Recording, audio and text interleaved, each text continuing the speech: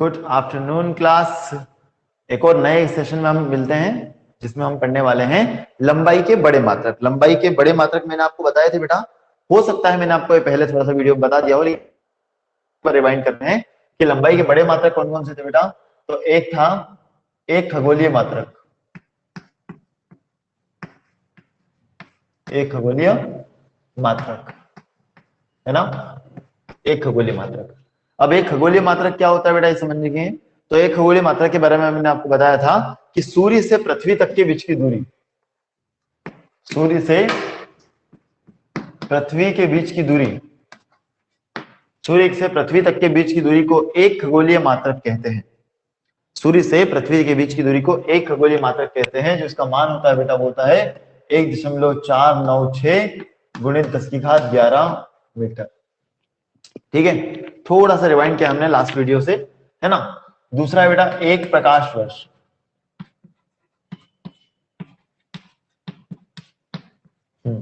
एक प्रकाश वर्ष की परिभाषा मेरे हिसाब से सभी को याद होगी बेटा, क्योंकि लास्ट वीडियो में हमने इसकी बात की थी, है ना।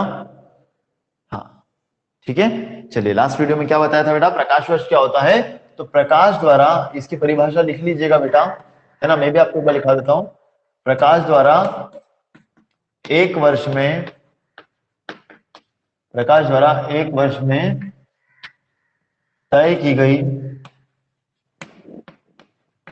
दूरी को, प्रकाश द्वारा एक वर्ष में तय की गई दूरी को एक प्रकाश वर्ष कहते हैं। क्या कहते हैं बेटा, एक प्रकाश वर्ष कहते हैं। प्रकाश द्वारा एक वर्ष में तय की गई दूरी को एक प्रकाश वर्ष कहते हैं। मतलब इसका अर्थ क्या होता है बेटा, प्रकाश की चाल सबको याद है, जल्दी से बताएं प्रकाश की चाल कितनी थी बेटा अपनी। प्रकाश की चाल याद है सबको, बहुत अच्छे बेटा, कितनी थी, 3 × 10⁸। कितनी थी बेटा प्रकाश की चाल, 3 × 10⁸, है ना। ठीक है, ओके। और 1 मिनट में कितने सेकंड होते हैं बेटा, 60। 1 घंटे में कितने मिनट होते हैं बेटा, 60। और 1 दिन में कितने घंटे होते हैं बेटा, 24। और 1 साल में कितने दिन होते हैं बेटा, 365। तो इसको आपको 10 में लिखना मैंने सिखाया था बेटा। इसको जब आप पूरा हल करेंगे तो आपको मिलेगा 9.46 × 10⁻15 मीटर। ये क्या मिला बेटा अपने को, एक प्रकाश वर्ष की वैल्यू। ठीक है, एक पारसेक भी बता दिया था आपको मैंने, याद ही होगा सभी को बेटा। एक पारसेक की वैल्यू कितनी थी, तो एक पारसेक हमारा कितना था बेटा, एक पारसेक जो है वो, अगर आपसे कोई एग्जाम में पूछता है कि भैया ये बताओ कि दूरी मापने की सबसे बड़ी इकाई कौन सी है, दूरी मापने की सबसे बड़ी इकाई अगर पूछता है तो आप देंगे आंसर पारसेक। ठीक है, दूरी मापने की सबसे बड़ी इकाई, दूरी मापने का सबसे बड़ा जो मात्रक है हमारे पास वो कौन है बेटा, पारसेक है, जिसका मान होता है 3.08 × 10⁻16 मीटर। कितना होता है, 3.08 × 10⁻16 मीटर, याद रखना। ठीक है, दूरी मापने की सबसे बड़ी इकाई है। मेरे हिसाब से यहां तक आपको चीजें क्लियर थी, फिर भी मैं आपको एक बार और रिवाइंड करा दिया, क्योंकि यहां से हमको इन दोनों में संबंध सीखना है। और इसके बाद जो चीज करने वाले बहुत इंपॉर्टेंट है, मेरे हिसाब से यहां तक आप सभी को बता दिया था अच्छे से। अब इसके बाद हमको ये पूछ अगर आ जाए एग्जाम में कि भैया बताओ एक पारसेक में, ऐसा पूछ लें, एक पारसेक में कितने खगोलीय मात्रक हैं। क्या क्वेश्चन आ जाए बेटा एग्जाम में, एक पारसेक में कितने खगोलीय मात्रक है, ऐसा पूछ ले। 2 क्वेश्चन कराऊंगा बेटा इससे रिलेटेड मैं आपको, बढ़िया बढ़िया से, इसको नोट कर लेंगे बेटा आराम से, है ना। चलिए ओके, अब आ जाए एग्जाम में आपसे पूछा जाए कि एक पारसेक में बताओ भैया कितने खगोलीय मात्रक हैं। ध्यान से सुनिएगा, एक एक क्वेश्चन है ना। जैसे ही पूछा आपसे एक पारसेक में कितने खगोलीय मात्रक होते हैं, तो आप बोलेंगे एक पारसेक मतलब कितना होता है भैया, 3.08 × 10⁻16। हमने पढ़ रखा है कि नहीं, हमको पारसेक की वैल्यू पता है 3.08 × 10⁻16। और अब हमारे पास खगोलीय मात्रक की वैल्यू कितनी होती है बेटा, 1.496 × 10⁻11। आए बात समझ में इतना। ठीक है, अब यहाँ पे अपने को काटा पीटी करनी है, और काटा पीटी से लगता है सबको डर। ठीक है, तो डर अपन को मिटाना है बेटा। कैसे मिटाएंगे, ध्यान समझेंगे चीज को अच्छे से। देखिए अब यहाँ पे आप इसको चेंज कर रहा हूं मैं थोड़ा सा, है ना। 3.08 को मैंने लिख दिया 3.1। क्या लिख दिया बेटा, 3.1। ओके, और ये है 10 की घात 16, है ना, और बटे में 1.496 को मैं लिखने जा रहा हूं बेटा, 1.496 को मैं लगभग बहुत ज्यादा पास में है 1.5 के, तो हम इसको लिख देंगे बेटा 1.5 गुणित 10 की घात कितनी है बेटा 11 है। ठीक है, ये दशमलव हटेगी बेटा तो यहाँ पे एक जीरो आ जाएगा, ये दशमलव हटेगी तो यहाँ पे एक जीरो आ जाएगा। ठीक है, और जीरो से जीरो क्या हो जाएगा बेटा कैंसिल हो जाएगा। ठीक है, ध्यान समझिएगा, ये दशमलव यहाँ पे जीरो, ये दशमलव यहाँ पे जीरो, जीरो से जीरो कैंसिल। मैं दशमलव से दशमलव भी काट सकता था, लेकिन उसमें हर बच्चा सही नहीं करता है और हर जगह वो चीज सही नहीं होती है। ठीक है, चलिए अब देखिए बेटा, ये प्लस का ऊपर जाएगा तो माइनस का, तो ये हो जाएगा 31/15 गुणित 10 की घात 16 गुणित 10 की घात माइनस का 11। ये प्लस का 11 ऊपर गया तो माइनस का हो गया बेटा, प्लस के माइनस के 11 को 16 से कैंसिल करेंगे तो कितना आएगा बेटा 5 आएगा। ठीक है, तो अब हमारे पास आंसर मिल रहा है हमको 15 में अगर भाग लगाएंगे 30 का तो 15 दूनी 30, कितना बचा बेटा 1 बचा, भाग नहीं जा रहा उसकी दशमलव और यहाँ पे लग गया 0, फिर से भाग नहीं जा रहा उसकी 0, यहाँ पे लग गई 0, फिर 15 से भाग लाएंगे कितनी बार जाएगा बेटा 15 के भाग जाएगा 6 बार, कितनी बार जाएगा बेटा 6 बार, 15 6 90, तो ये आपका आंसर आ गया बेटा 2.06 गुणित 10 की घात 5। ये है बेटा आपका आंसर। एक प्रकाश वर्ष में, सॉरी एक पारसेक में कितने खगोलीय मात्रक होते हैं, तो बेटा कितने होते हैं, आंसर लिखेंगे 2.06 गुणित 10 की घात 5। जल्दी से बताएं बेटा किस किस को ये बात समझ में अच्छे से आ गई है, अच्छे से क्लियर हो गया है आपको टॉपिक, बताएं किस किस को क्लियर हो गया, जल्दी से यहां लिख दे बेटा फटाफट, तो अपन आगे बढ़ेंगे उसके बाद। ठीक है,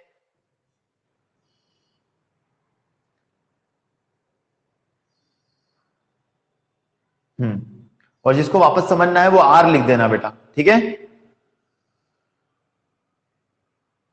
ठीक है,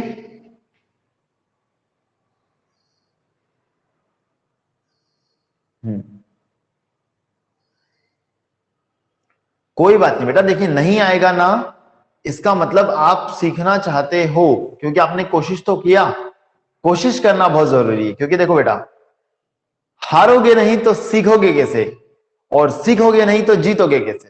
ठीक है, तो हारना जरूरी है सीखने के लिए और सीखना जरूरी है जीतने के लिए बेटा। ठीक है, ये क्लास इसीलिए हमारा कंटिन्यू चलता रहेगा, ओके, ताकि आप अच्छे से सीखते रहे। देखिए मैं बता रहा हूं फिर से, ध्यान से देखिएगा, है ना, ओके। सबसे पहले बेटा 3.08 को मैंने क्या लिखा 3.1, थोड़ा सा अप्रोक्सीमेटली मतलब लगभग वाला मेथड यूज करेंगे बेटा, लगभग 0.8 को हम 11 1 लिख सकते हैं, 0.8 को हम 10 बना सकते हैं, तो एक में लिख दिया 1, है ना, फिर 10.16 ऐसा कैसा है, 1.496, 1.496 अपने आप में क्या है बेटा, 1.496 अपने आप में 1.4 और 1.5 के बीच की बात है बेटा, और वो लगभग 1.496 बहुत ज्यादा पास में होगा 1.5 के। आपने 9वीं में एक संख्या रेखा पे प्रदर्शित करना सीखा होगा कि 1.3 को लिखिए, 1.36 को लिखिए, वैसा ही तो 1.496 लगभग 1.5 के बराबर है या नहीं, सोचिए। पहली बात तो एक होना चाहिए कि 1.496 1.5 के बराबर है, ये बात आपके दिमाग में चलनी चाहिए। ठीक है, तो यहाँ पे हो गया 1.496 की जगह पे लिख दिया मैंने 1.5, दशमलव हटी जीरो लगा, दशमलव हटी जीरो लगा, जीरो से जीरो कट गया, है ना। अब आपके पास क्या बच रहा है, ऊपर 31 बच रहा है बेटा, नीचे 15 बच रहा है। 31 से 15 को काटना आना चाहिए, ऊपर 10 की घात 16 है, नीचे 11 है, और 11 ऊपर जाएगा तो माइनस का, 11 ऊपर जाएगा तो क्या हो जाएगा बेटा माइनस का हो जाएगा, तो कितना बचा यहाँ पे 5, 15 दूनी 30, है ना, 1 लिखा बेटा, भाग नहीं जा रहा उसकी 0, यहाँ पे लगा दी दशमलव तो यहाँ पे लग गई 0, फिर भाग नहीं जा रहा उसकी 0, यहाँ पे 0, यहाँ पे भी 0, फिर 15 से भाग लगाया कितनी बार बेटा 6 बार, तो क्या आया 90 आया। फिर वो चलती रहती है कहानी, इसीलिए हमने इसको सॉल्व नहीं करा आगे और लिख दिया 2.06 गुणित 10 की घात 5। मेरे हिसाब से आप समझ में आया बेटा अच्छे से, अगर आपने इस बार अच्छे से देखा हो, टॉपिक को अच्छे से सीखा हो तो आपको आ गया होगा समझ में। अब आया समझ में अच्छे से बेटा, ठीक है, ओके, बहुत अच्छे बेटा। देखिए हाँ, ये रंग बिरंगे जो आपके नाम के जो कलर हैं, है ना, वो जब यस दिखते हैं तो बहुत खुशी होती है मुझे, है ना, ठीक है, चलिए बेटा, ओके, ठीक है, चलिए बेटा। अब इस तरीके की चीजें बेटा आप कुछ ट्राई करिएगा, और है ना, जब आप ट्राई करेंगे तो आप अपने आप सीखते जाएंगे, ठीक है, ओके। चलिए बेटा, ये हो गया, ये चैप्टर लगभग आपका कंप्लीट हो चुका है। अब मैं आपको कुछ इसमें से टॉपिक ऑब्जेक्टिव पूछ रहा हूँ, उनके आंसर दीजिएगा, है ना। चैप्टर पढ़ा दिया है अब आपको, अब आपको सिर्फ इसके ऑब्जेक्टिव का आंसर देना है, आपको कितना समझ में आया, ठीक है। चलिए, ऑब्जेक्टिव है इस चैप्टर से रिलेटेड, ठीक है। देखते हैं कौन कितना आंसर दे पाएगा, और आंसर देना ही अपने को सीखना है। चलिए, ठीक है बेटा।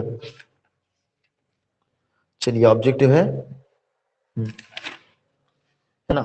पहला ऑब्जेक्टिव बेटा ये है कि निम्नलिखित में से कौन सा लंबाई का मात्रक नहीं है, लंबाई का मात्रक नहीं है, ठीक है।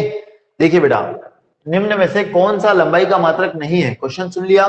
निम्न में से कौन सा लंबाई का मात्रक नहीं है, ऑप्शन दिखेगा, प्रकाश वर्ष, है ना, रेडियन, फर्मी, और लास्ट है ऑप्शन बेटा पारसेक। बताएं बेटा, कौन सा ऐसा मात्रक है जो लंबाई का, कौन सा ऐसा मात्रक है जो लंबाई का मात्रक नहीं है, उससे दूरी नहीं निकाल दी जा सकती, कौन सा होगा, बताएं मेरे को बेटा। Option A, B, C, D, क्या लगता है आपको, जल्दी से बताएं। एक का आंसर आया, दो आंसर, सी, बी, डी, ए, बी।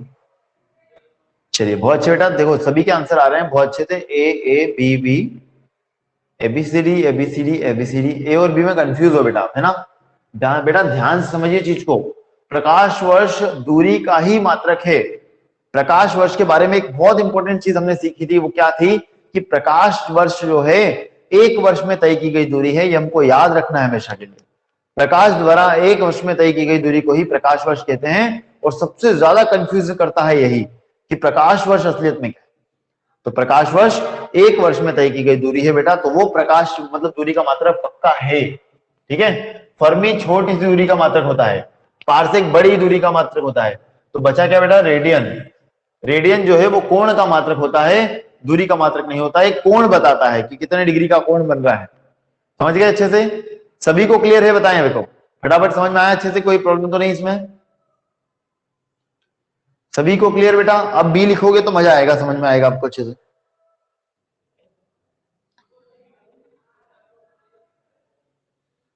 चलिए, एक और बहुत प्यारा सा क्वेश्चन है बेटा, मेरे को बहुत पसंद है, तो मैं आपसे वो पूछूंगा प्रकाश वर्ष से रिलेटेड, फिर अपन ऑब्जेक्टिव, क्योंकि देखो बेटा ऑब्जेक्टिव अच्छे करोगे तभी तो इस चैप्टर में कुछ सीखा काम आएगा, है ना। देखिए, अगला क्वेश्चन बेटा, प्रकाश वर्ष, एक प्रकाश वर्ष का मान होता है, ठीक है, 9.46 गुणित 10 की घात 15 सेंटीमीटर, 9.46 गुणित 10 की घात 15 किलोमीटर, है ना, 9.46 गुणित 10 की घात 12 किलोमीटर, और 9 गुणित 10 की घात 16 मीटर। बताएं बेटा, ऑप्शन है A option, B option, C option और डी ऑप्शन। यूनिट खत्म होने के बाद आपका इस ऐप पे टेस्ट भी होगा। ए, सभी का आंसर ए आ रहा है, डी आ रहा है, क्या बात है, ए और डी, ए और डी ऑप्शन दे रहे हो आप सभी, है ना, बहुत अच्छे। ये 16 लिखा हुआ है बेटा, ध्यान रखना, है ना, ठीक है। चलिए, ए और बी भी ऑप्शन आ गया अब मुझे, अब बीच में। चलिए बेटा, देखिए इस पे, इसी एप्लीकेशन पे आपका टेस्ट होगा बहुत जल्दी, जैसे यूनिट खत्म होगा एक टेस्ट होगा जिसके अंदर बहुत सारे ऑब्जेक्टिव होंगे, आपको उस ऑब्जेक्टिव को जो है हाथों हाथ 20 मिनट के टाइम में फिल करना पड़ेगा, और आपके स्कोर भी आपको उसी टाइम मिल जाएगा, इतना बढ़िया है चीज, ठीक है। तो उसको आप ट्राई जरूर करिएगा बेटा, बहुत मजा आएगा, ठीक है। चलिए, यहाँ पे बेटा देखो, ए आंसर जिसका भी दे रहे हैं, सबसे ज्यादा आंसर ए आए हैं वो गलत है, ठीक है, ए गलत है। चलो बताओ, अब बताओ, चलो कौन सा लग रहा है, ए गलत है, डी, बी और डी आ रहे हैं अब। चलिए, डी वाले अब जो है, जी डी पे लोगों ने बहुत ज्यादा उम्मीदें जताई, वो भी गलत है। अब बताओ बी और सी, बताएं बी और सी जल्दी से, बी और सी। अब सी आ रहे हैं, बी आ रहे हैं, ऑप्शन कौन सा लग रहा है, बी या सी? बताएं फटाफट। क्या बात है, मतलब बी वाले ऑप्शन मुझे ज्यादा लग रहा है और बी वाला भी गलत है। आंसर है ऑप्शन नंबर सी। जिस जिसने सी दिया उसको बहुत बहुत बधाई हो, बहुत अच्छे बेटा। ठीक है, ध्यान से समझिएगा, मैंने यहाँ पे कंफ्यूज किया था आपको, और ऐसा ही एग्जामिनर आपको कंफ्यूज करेगा अगर पेपर बनाने वाले का जो है ज्यादा अच्छा दिमाग वाला पेपर बनाएगा तो। ठीक है बेटा, आंसर सी इज राइट। अब देखिए वो कैसे होता है, ध्यान समझिएगा। 9.46 गुणित 10 की घात 12 लिखा बेटा, है ना, लिखा इतना। अब मैंने आपको एक चीज सिखाई थी, याद होगा आपको, किलोमीटर। 1 किलोमीटर किसके बराबर होता है बेटा? 1 किलोमीटर होता है 10 की घात 3 मीटर के, याद आया? 1 किलोमीटर बराबर होता है 10 की घात 3 मीटर के, है कि नहीं? याद आया कि नहीं बताओ मुझे, बताया था आपको मैंने ये बात जब अपन ने छोटे मानों की बड़े मानों की बात की थी। तो 10 की घात 3 का मतलब होता है किलो, तो 1 किलो को हटा दो, अगर मीटर को छोड़ दो, किलो का मतलब क्या होता है 10 की घात 3, किलो का मतलब होता है बेटा 10 की घात 3, और 12 और 3 हो जाएंगे 15, तो आपका आंसर हो जाएगा 9.46 गुणित 10 की घात 15 मीटर। मैंने ऑप्शन में ये दिया ही नहीं है ना, बुक वाले ने तो सीधा ये दे रखा है और तुम ऐसे एक झटके में सही कर देते। लेकिन अगर कंफ्यूज नहीं होंगे, अगर चीजों में दिक्कत नहीं आएगा तो बेटा समझ में नहीं आएगा। ठीक है, आपको समझाना पड़ेगा अच्छे से। सभी को समझ में आया, मजा आया, कोई प्रॉब्लम तो नहीं? ठीक है, बढ़िया लगा? चलिए ओके, हाँ बढ़िया लगा तो यस लिख देना फटाफट। ठीक है, ओके, थोड़ा सा मेहनत करके आपके लिए बेटा पूरा कंटेंट तैयार कर रहे हैं रेगुलर। ओके, एक अच्छे कंटेंट के साथ, एक अच्छे टॉपिक्स वाइज बेटा स्टडी के साथ अपन उतरे हैं, है ना, और ये कंटिन्यू स्टडी हमारी जारी रही रेगुलर, कोई भी दिन क्लास मिस नहीं होगा। हाँ ठीक है, हो सकता है कि कल से जो है वीडियोस वगैरह आपको यूट्यूब पे भी अवेलेबल हो जाएंगे। वैसे यूट्यूब पे जरूरत नहीं पड़ेगी आपको, क्योंकि आपके पास तो खुद का पर्सनल ऐप है, लेकिन मैं सोच रहा हूँ कि ये अगर आपको आपके दोस्तों को दिखाना है, क्योंकि मैं हर किसी को तो जोड़ नहीं सकता अपने स्कूल के अलावा, सो उनके लिए बेटा ये यूट्यूब पे अपलोड करना है आपको। ठीक है, ताकि उन तक भी ये स्टडी पहुंच पाए, सब चीजें पहुंच पाए। ठीक है, चलिए बेटा मैं आपको भेजूंगा, आप इसको शेयर जरूर करिएगा, और बढ़िया बढ़िया से क्वेश्चन देखिए। चलिए अब इसके आंसर आप ही दीजिएगा फटाफट, है ना। प्रकाश वर्ष मात्रक होता है, थोड़ा सा ओरली, है ना, प्रकाश वर्ष मात्रक होता है, बताना है बेटा आपको। समय का, दूरी का, ऊर्जा का, चाल का। समय का, दूरी का, ऊर्जा का, चाल का। समय का, दूरी का, ऊर्जा का या चाल का प्रकाश वर्ष मात्रक होता है, बताएं। दूरी, दूरी, बहुत अच्छे। प्रकाश वर्ष काय का मात्रक होता है बेटा? दूरी का मात्रक होता है। ठीक है, बहुत अच्छे, प्रकाश वर्ष दूरी का मात्रक है। बहुत अच्छे बेटा, सभी का सही हो रहा है। और देखिए इसी चीज से अपन ने अभी प्रकाश वर्ष के ऊपर 3 क्वेश्चन बना दिए, है ना, उसकी परिभाषा, उसका मात्रक, उसका मान, सब कुछ पता होना चाहिए। बहुत अच्छे, चलिए एक और है बेटा, है ना। एसआई पद्धति में रिक्त स्थान मूल मात्रक होते हैं। एसआई पद्धति में रिक्त स्थान मूल मात्रक होते हैं, हमने कितने मूल मात्रक लिखे थे, जल्दी से आंसर दे। एसआई पद्धति में रिक्त स्थान मूल मात्रक होते हैं, हमने कितने मूल मात्रक लिखे थे? बहुत अच्छे, बढ़िया बेटा, सौभाग्यवंश, चेतना, बहुत अच्छे। कितने मूल मात्रक होते हैं बेटा? 7। एसआई पद्धति में 7, है ना। Fundamental quantities, there are 7 fundamental quantities in physics. ठीक है, बहुत अच्छे बेटा। कितने पूरक मात्रक होते हैं? पूरक मात्रक कितने थे बेटा? पूरक मूल मात्रक कितने थे? 2। कौन कौन से? समतल कोण, घन कोण।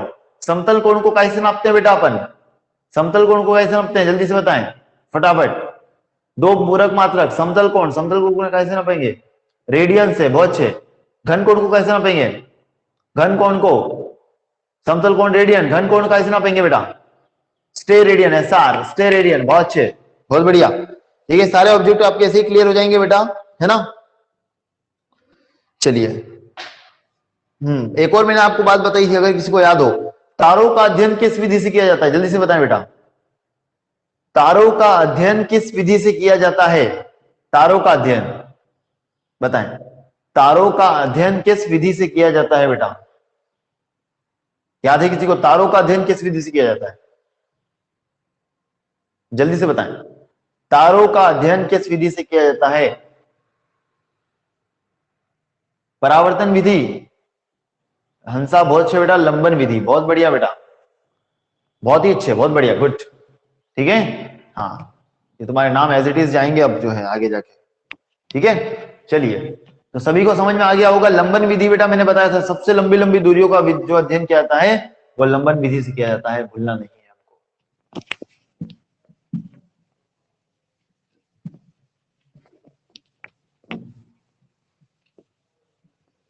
चलिए बेटा, मेरे हिसाब से यहां तक आपके लिए इतना बहुत है। इसके अंदर है ना कुछ और चीजें भी आपको अगर पूछना हो तो आप बता सकते हैं, ठीक है, क्योंकि आगे आने वाली चीजें बहुत प्यारी प्यारी चीजें हैं बेटा, आपको समझ में भी आएगी बढ़िया तरीके से। चलिए ओके, अगला जो चैप्टर है वो है, उसका नाम है बेटा मापन में त्रुटियां, सार्थक अंक और विमाएं। मापन में त्रुटियां, सार्थक अंक और विमाएं, चैप्टर का नाम लिख लीजिएगा बेटा, 1.3 है ना। मापन में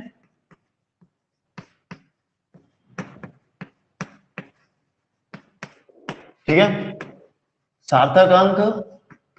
अब बेटा मान के चलिए ये है फिजिक्स की ध्रुवी, अगर इसको आपने अच्छे से कर लिया कवर, पक्का आप फिजिक्स में टॉप करेंगे बढ़िया, क्योंकि ये टॉपिक आपको बहुत अच्छे से आना चाहिए, ठीक है, तीनों टॉपिक बहुत अच्छे से। मापन की में त्रुटियां, सार्थक अंक और जो है विमाएं।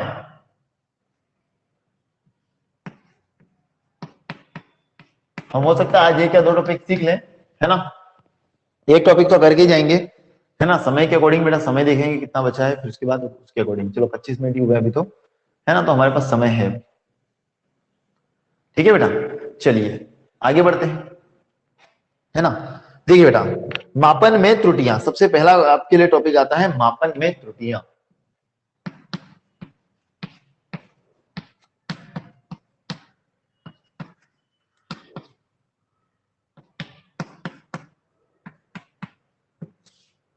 मापन में त्रुटियां बेटा, मापन में त्रुटियों का अर्थ होता है, त्रुटि का मतलब क्या होता है मेरे को ये बताओ। चलो आपकी भाषा में त्रुटि मतलब क्या, त्रुटि का मतलब, आप अपनी भाषा में त्रुटि का मतलब क्या बोलते हो बेटा, बताएं। त्रुटि को आप क्या बोलेंगे हिंदी में, अपनी अपनी लैंग्वेज में? गलती बोलते हैं। क्या बोलते हैं बेटा, गलती, है ना। ठीक है, बहुत अच्छा बेटा, टाइपिंग स्पीड भी तुम्हारी बढ़ गई है, मेरे को ऐसा लग रहा है, और मजेदार ऐसी रहनी चाहिए हमेशा, ठीक है। तो त्रुटि का मतलब होता है बेटा गलतियां। तो हमारी लाइफ में जो गलतियां होती है उसी को हम कहते हैं जो है मापन में त्रुटियां। मतलब मापन मतलब क्या बेटा, मापन मतलब समझते हो किसी चीज को मापना, है ना।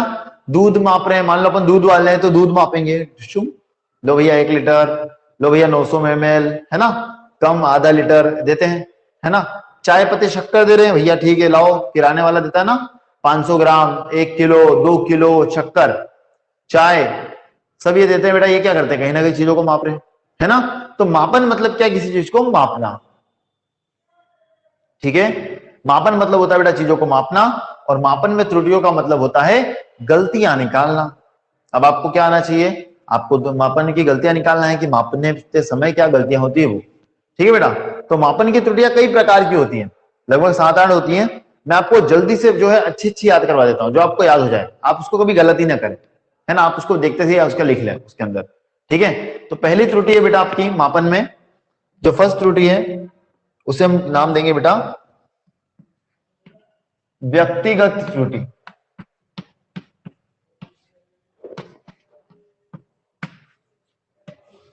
ठीक है। व्यक्तिगत त्रुटि बेटा, नाम समझना, उसका अर्थ समझना, उसके ऊपर लिखने की कोशिश करेंगे ध्यान से, एक बार बताऊंगा फिर उसको अच्छे से क्लियर करेंगे, ठीक है।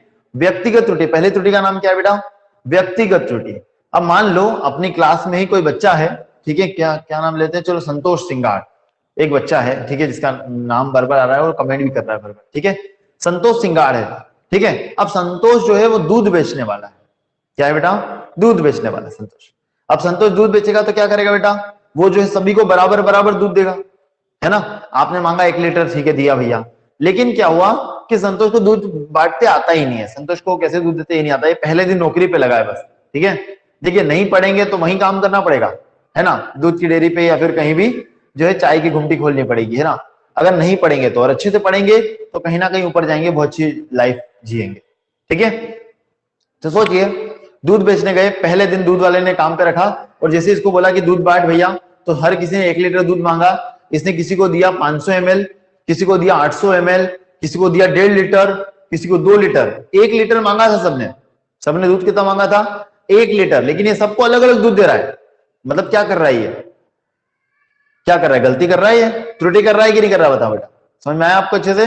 और कौन कर रहा है त्रुटि, संतोष कर रहा है, इसका मतलब कोई व्यक्ति त्रुटि कर रहा है, तो इसी इस त्रुटि को अपन क्या नाम देंगे बेटा, व्यक्तिगत त्रुटि, क्या नाम देंगे इसको अपन? व्यक्तिगत त्रुटि। याद रहेगा, है ना बेटा? इस प्रकार की त्रुटि को हम क्या नाम देंगे? व्यक्तिगत त्रुटि, क्योंकि यहाँ पे व्यक्ति स्वयं गलती कर रहा है। ठीक है, अब इसमें लिखोगे कैसे आप? चलो ये बात समझ में आई सभी को? व्यक्तिगत त्रुटि क्या होती है समझ में आ गया होगा? सही बताएं, क्या आपको समझ में आ गया व्यक्तिगत त्रुटि क्या होता है? यस लिखो फटाफट अगर समझ में आ गया तो। फिर इसकी परिभाषा बताता हूं कैसे लिखना है एग्जाम में। और रटना तो एक भी चीज नहीं है बेटा, रटने का जो बोले वो पागल इंसान है, याद रखना। फिजिक्स के अंदर अगर कोई बोले कि इसको रट लो, ऐसा कैसे याद हो जाएगा? कभी जिंदगी में याद नहीं होता। ठीक है बेटा, और हो भी गया तो हम बेवकूफ बन जाएंगे। ठीक है, चलिए। व्यक्तिगत त्रुटि का मतलब होता है बेटा मापन की, इसमें लिखेंगे क्या? मापन की क्रिया के द्वारा, या फिर मापन की क्रिया करते समय, मापन की क्रिया करते समय जब व्यक्ति स्वयं, या फिर जब मापन करता, नाम क्या आएगा बेटा? व्यक्ति का मापन करता, जो मापन कर रहा है वो मापन करता है ना। चाय का मतलब चाय वाला, ऐसे ही। तो मापन की क्रिया के समय यदि मापन करता स्वयं त्रुटि करे, स्वयं गलती करे, तो इसे हम कहेंगे व्यक्तिगत त्रुटि। याद हो जाएगी लाइन? बताए बेटा, नाम से अर्थ है बेटा, नाम से, कुछ और रट्टा नहीं मानना है बस। व्यक्तिगत त्रुटि का मतलब होता है मापन की क्रिया के समय, मापन की क्रिया के समय अगर मापन करता स्वयं गलती करे, स्वयं त्रुटि करे, तो उसे हम कहेंगे व्यक्तिगत त्रुटि। क्या कहेंगे? व्यक्तिगत त्रुटि। मेरे को ये बताएं जल्दी से, पहली वाली त्रुटि सबको याद हो गई अच्छे से? बताएं जल्दी से।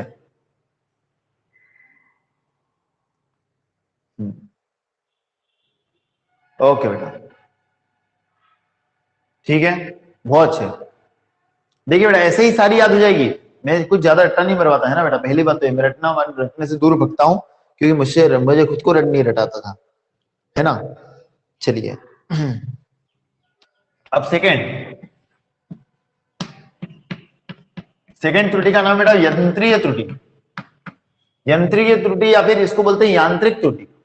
अब बेटा देखो, तुम इस वर्ड में से एक अच्छा वर्ड निकालो जो तुमको समझ में आ रहा हो।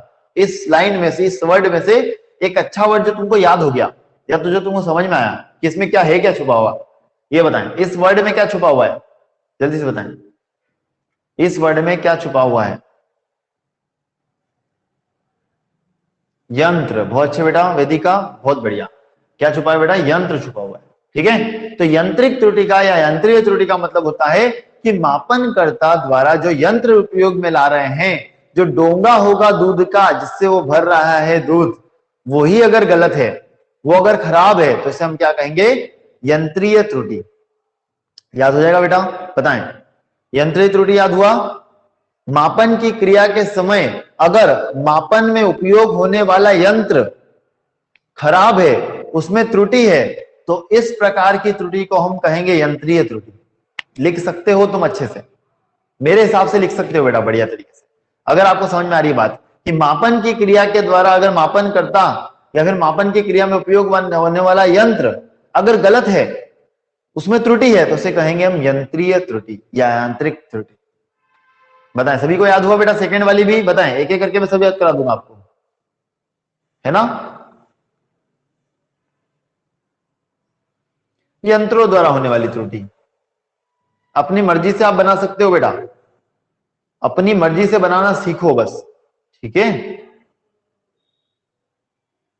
चलिए बहुत अच्छे। नेक्स्ट समझे?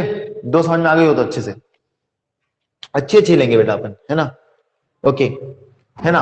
अब है अगली त्रुटि बेटा, ये वाली भी अच्छी है, क्रमबद्ध त्रुटि। क्रमबद्ध त्रुटि, ठीक है। क्या नाम बेटा? क्रमबद्ध त्रुटि।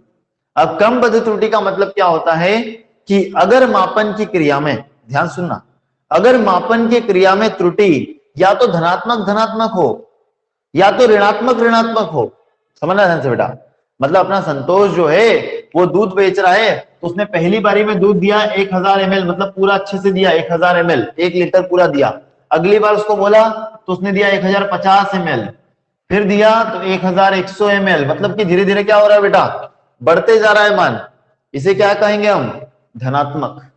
ठीक है, अगली बार फिर सेकेंड टाइम या 1000 ml दिया, फिर 950 ml, फिर 900 ml, क्या हो रहा है? धीरे धीरे मान कम हो रहा है। धीरे धीरे मान क्या हो रहा है बेटा, कम होते जा रहा है। तो हम यहाँ ये कहेंगे कि मापन की क्रिया के द्वारा यदि त्रुटि जो है या तो केवल धनात्मक धनात्मक हो या केवल ऋणात्मक ऋणात्मक। त्रुटि कैसी हो बेटा, या तो धनात्मक धनात्मक हो या तो ऋणात्मक ऋणात्मक हो। तो इस प्रकार की त्रुटि को हम कहेंगे यांत्रिक त्रुटि। याद हो गया अच्छे से? सभी को बताएं बेटा, ओके, सभी को बताएं। चलिए तीसरी वाली समझ में आई, ये वाली भी मेरे हिसाब से समझ में आ गई बेटा, क्योंकि मुझे अपने ऊपर कॉन्फिडेंस है, मैंने आपको बहुत अच्छे से समझा दी है। ठीक है, आपको आ जानी चाहिए। ठीक है, बहुत अच्छा। और रिप्लाई सभी करिए करे बेटा, रिप्लाई सभी करेंगे तो आपको लगेगा आप इस क्लास में जी रहे हैं, इस फिजिक्स को जी रहे हैं। वरना क्या होगा कि अगर चुपचाप रहेंगे बेटा तो आपका मोबाइल चलाने का मन नहीं करेगा, आपका बोलेगा चलो बंद कर दो। ठीक है, इसीलिए कंटिन्यू रिप्लाई करते रहिएगा। ओके, अगर कुछ समझ में आया तो यस और नो लिखना ही है, कोई समझ में नहीं आया तो सीधा नो लिखना है, कोई दिक्कत नहीं। ठीक है, चलिए बेटा अगली त्रुटि का नाम है, चलिए 3 मेरे को मेरे हिसाब से समझ में आ गई आपको बेटा। चौथी वाली भी अच्छी दूंगा, देखो मैं, है ना। अल्पतमांक से पहले शून्यांक।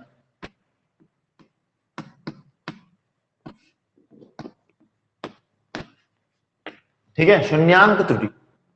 शून्यांक त्रुटि क्या होती है भैया, ये समझेंगे हम चीज को। शून्यांक का मतलब क्या होता है, शून्य क्या छुपा है, शून्य, शून्यांक में शून्य छुपा हुआ है, जीरो छुपा हुआ है ना। सभी के पास स्केल है, अगर जिसके पास किस किस के पास स्केल है बताओ मेरे को। स्केल है, अगर नहीं हो तो नो लिख दो, अगर आसपास स्केल हो तो यस लिखो फटाफट जल्दी से, मालूम पड़ जाएगा अगर होगी तो, है ना। स्केल हो तो यस लिख देना, नहीं हो तो नो लिख देना, कोई प्रॉब्लम वाली बात नहीं, नहीं होगी तो चलेगा, है ना। बहुत अच्छे। अगर स्केल है तो एक बार स्केल में बेटा, अगर स्केल है तो एक बार स्केल में जाके देखिए जो आपकी लाइन है उसका 0 पॉइंट कहां है, उसका 0 पॉइंट के नीचे भी क्या थोड़ी सी प्लास्टिक है, थोड़ी सी लंबी लाइन और है क्या उस 0 के नीचे? बिल्कुल होगी, देखना जल्दी से ट्राई करें बेटा, ये बात एक बार जल्दी से देखें कि क्या उसके नीचे भी कुछ लाइन है। अगर है तो बिल्कुल जरूर देखें बेटा, बताएं है ना। थोड़ी सी जगह होगी, थोड़ी सी जगह होगी, और वो क्या होगी बेटा, वो त्रुटि होगी। क्योंकि अगर 0.0 की जगह पे नहीं होगा, सबसे नीचे अगर नहीं होगा तो पक्का बात है त्रुटि तो होगी, गलती तो होगी तुमसे, है ना। अगर थोड़ी सी भी, अगर उस स्केल में 0 के नीचे अगर थोड़ी सी भी जगह खाली रह गई तो उस जगह खाली का हम हर बार गलत मान निकालेंगे। अगर हमको बोलेगा कोई 5 सेंटीमीटर की लाइन खींचो तो हम 5 सेंटीमीटर की लाइन नहीं खींचेंगे, हम 5.2 सेंटीमीटर की लाइन खींचेंगे, 5.3 सेंटीमीटर की लाइन खींचेंगे, बिकॉज थोड़ी सी लाइन प्लास्टिक गायब है ना, मतलब थोड़ी सी ज्यादा है।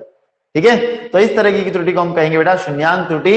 इसके लिए आप थ्योरी में क्या लिखेंगे, क्या लिखेंगे, मापन की क्रिया के द्वारा जब मापन की क्रिया में शून्यवा मान गलत हो, यंत्र का शून्यवा मान गलत हो, यंत्र का शून्यवा मान गलत हो, तो इस प्रकार की त्रुटि को हम कहते हैं शून्यांक त्रुटि।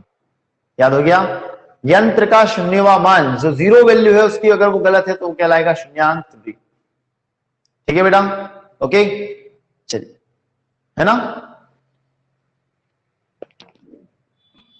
मेरे हिसाब से वाली वीडियो सबको समझ में आ गई हो, समझ में आया तो बस लिख देना बेटा।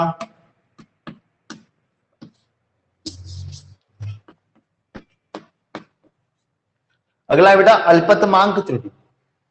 अल्पतमांक त्रुटि क्या होती है समझ में, ठीक है। अल्पतमांक का मतलब किस किस को पता है मुझे बताओ, अंग्रेजी में बोलते लिस्ट काउंट, लिस्ट वैल्यू,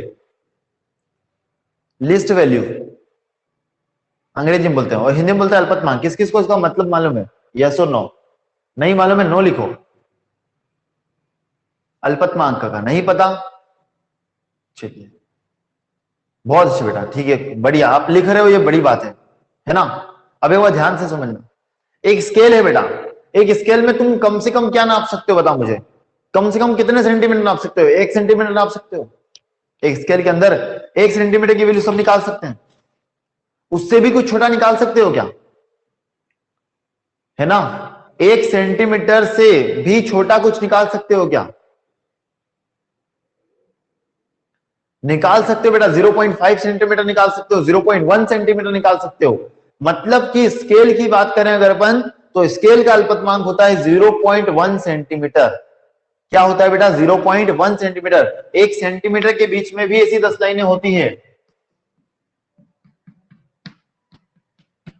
ऐसे 1 सेंटीमीटर के बीच में भी अगर ये 1 है और 0 है और ये 1 है तो यहाँ पे 10 लाइनें होती है, मतलब हम 0.1 सेंटीमीटर भी निकाल सकते हैं। इसका मतलब क्या है कि जब मापनकर्ता में अगर मापन के यंत्र का अल्पतमांक, जो उसका जो लिस्ट काउंट है, जो सबसे उसका छोटा मान है, अगर वो गलत जगह पर है, अगर उसकी स्थिति गलत है तो उसे कहेंगे हम अल्पतमांक।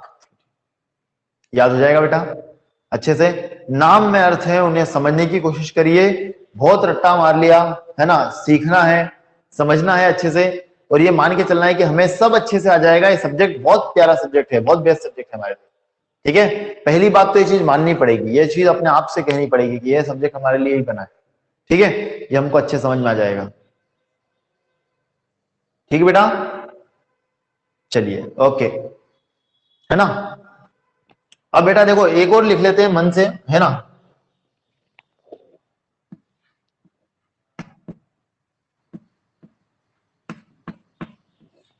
यादृच्छिक त्रुटि क्या है बेटा, यादृच्छिक त्रुटि। अब यादृच्छिक त्रुटि क्या होता है इसको समझना बेटा ध्यान से। यादृच्छिक का मतलब किसी को इसको याद है, बताएं। यादृच्छिक का मतलब, यादृच्छिक का मतलब याद होगा, याद है यादृच्छिक का मतलब, बताएं बेटा। यादृच्छिक का मतलब होता है जब हम रेंडमली, इंग्लिश में क्या बोलते हैं, रेंडमली। कभी वो सांप सीढ़ी खेला है, तो सांप सीढ़ी में क्या होता है, 1 आ जा, 2 आ जा, 3 आ जा, हम करते हैं ना ऐसे गोल गोल गोल गोल, फिर फेंकते हैं ऐसे। तो अचानक से जो नंबर आ जाए वो, उसको बोलते हैं अचानक से। सुना है ना बेटा वर्ड, अभी मैंने बताया आपको, है ना। जब हम जो है पासा घुमाते हैं, जब हम सांप सीढ़ी लूडो खेलते हैं बेटा, तो उसके अंदर जो वर्ड यूज होता है उसे कहते हैं यादृच्छिक, अचानक रूप से। ये आपने 10वीं में प्रायिकता में पढ़ा होगा, या अगर प्रायिकता तक नहीं पहुंचे हो तो हो सकता है नहीं पढ़ा हो, है ना।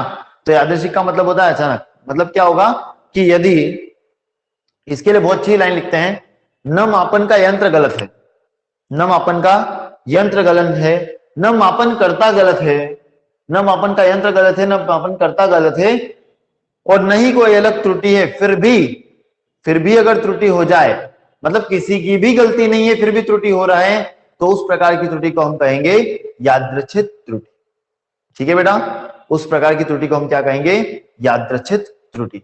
जहां पे न मापन का यंत्र गलत है, न मापन करता गलत है, न कोई और कारण है, फिर भी अचानक से त्रुटि हो रही है, गलती हो रही है, तो उसे हम कहेंगे यादृच्छिक त्रुटि। ठीक है बेटा,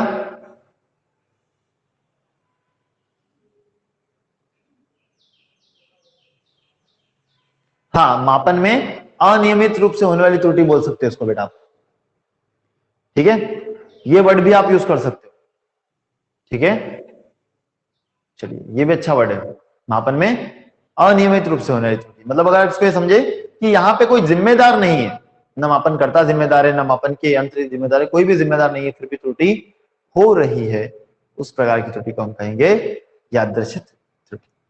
ठीक है बेटा, चलिए ओके, लास्ट है, एक और लास्ट लिख लो क्योंकि साथ बहुत है बेटा लिखने के लिए, है ना।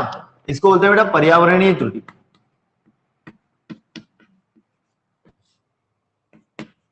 पर्यावरणीय या फिर ये वातावरण लिख लो। ठीक है, क्या है बुक में देख लेते हैं अपन।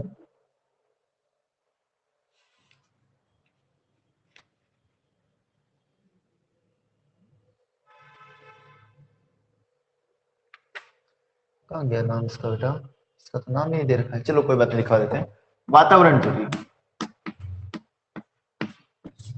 वातावरणीय त्रुटि या वातावरण त्रुटि। ठीक है, वातावरण त्रुटि का मतलब होता है बेटा कि जब वातावरण के द्वारा अगर त्रुटि हो, है ना। वातावरण के द्वारा त्रुटि कैसे हो सकती है बेटा, देखिए, तो एक बात हमेशा ध्यान रखना, क्या होता है, हेलो बेटा आवाज आ रहा है ना, क्लियर क्लियर है आवाज, चलिए ओके। तो वातावरणीय त्रुटि में क्या होता है बेटा कि जब वातावरण में अगर कोई गलती हो, है ना, जैसे क्या हो, देखो बेटा बारिश में लकड़ी फूल जाती है ना, तो हम लकड़ी का मान अगर हम गर्मी में नापेंगे और उसी को अपन बारिश में नापेंगे तो उसकी त्रुटि अलग अलग होगी, मतलब उसका मान अलग अलग होगा। तो वातावरण के द्वारा जब त्रुटि होती है तो उसे हम क्या कहते हैं, वातावरणीय त्रुटि कहते हैं। ठीक है, जब त्रुटि कहां होती है, वातावरण के द्वारा होती है। समझ गए अच्छे से? तो इस प्रकार की त्रुटि को हम कहते हैं वातावरणीय त्रुटि। ओके बेटा, चलिए, तो इस प्रकार की याद रखना है आपको अच्छे से, है ना? और बढ़िया तरीके से पढ़ते रहे बेटा, आगे हम बहुत अच्छे आगे जाने वाले हैं, मतलब हमको अच्छे से पूरा कोर्स को कंप्लीट करना है, ठीक है? सो बस मेहनत करते रहिए बढ़िया, और जो डेली क्लास अटेंड करते रहिए। जो डेली क्लास नहीं अटेंड करेगा बेटा, है ना,